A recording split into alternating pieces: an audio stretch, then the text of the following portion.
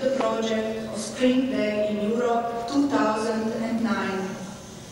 V letu 2009 poteka projekt pomladnega dne že 7. leto in je namenjen ustvarjalnosti in inovativnosti.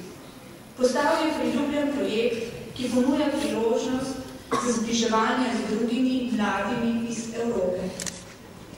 Ali se lahko ustvarjalnosti naučimo? Šole igrajo odlično vlogo pri spodbujanju učencev, pri gojenju njihove žilice za odkrivanje in reševanje problemov, krepitvi njihove radovednosti in nadarjenosti. Težko je nekoga naučiti, da postane ustvarjalen, a še težje se izogniti temu, da njegove ustvarjalnosti ne uničimo. Šole iščejo nove možnosti za vzpostavljanje okolij, ki spodbujajo ustvarjalnost. In dejavnosti pomladnega dne v Evropi lahko prispevajo k vnašanju veščine in iznajdljivosti v različne učne predmete ter nam dajo navdih za nove metode učenja in poučevanja.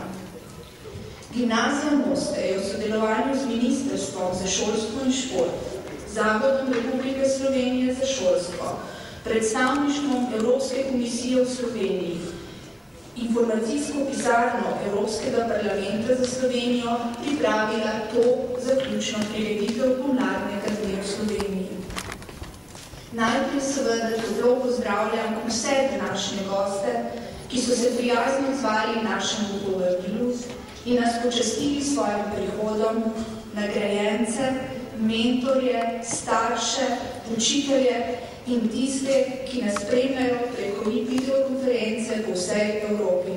Na oder pa najprej vabim ravnateljico Gimnazije Moste, gospod Niko Gans. Prosim, če se vi pridružite.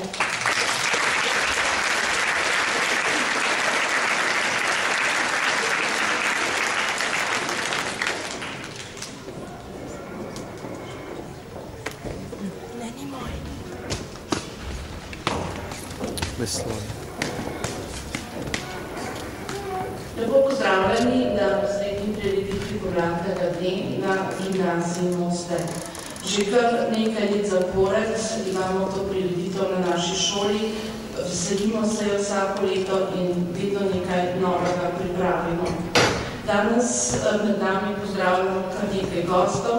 Najprej bi pozdravila gospoda ministra za šolstvo in šport, Igorja Lukšiča, potem Boruta Čankra, sekretarja na Ministrstvu za šolstvo, gospod Ksenjo Dujec, pedagoško koordinatorko pomladnega dne, gospod Nika Skrojk iz Zavoda RS Slovenije za šolstvo in šport, članica pomladne ekipe, Magdalena Bobak iz Osnovne šole Pivka, tudi članica pomladne ekipe, Mita Žnidarka, vodjo projektu predstavništva Evropske komisije v Republiki Sloveniji in Jerneja Gregoriča, predstavnika informacijske pisarne Evropskega parlamenta za Slovenijo. Zbrali smo se kar v precejšnjem številu, vse obiskovalce in vse nagrajence še posebej pozdravljam in jim čestitam za njihov uspeh.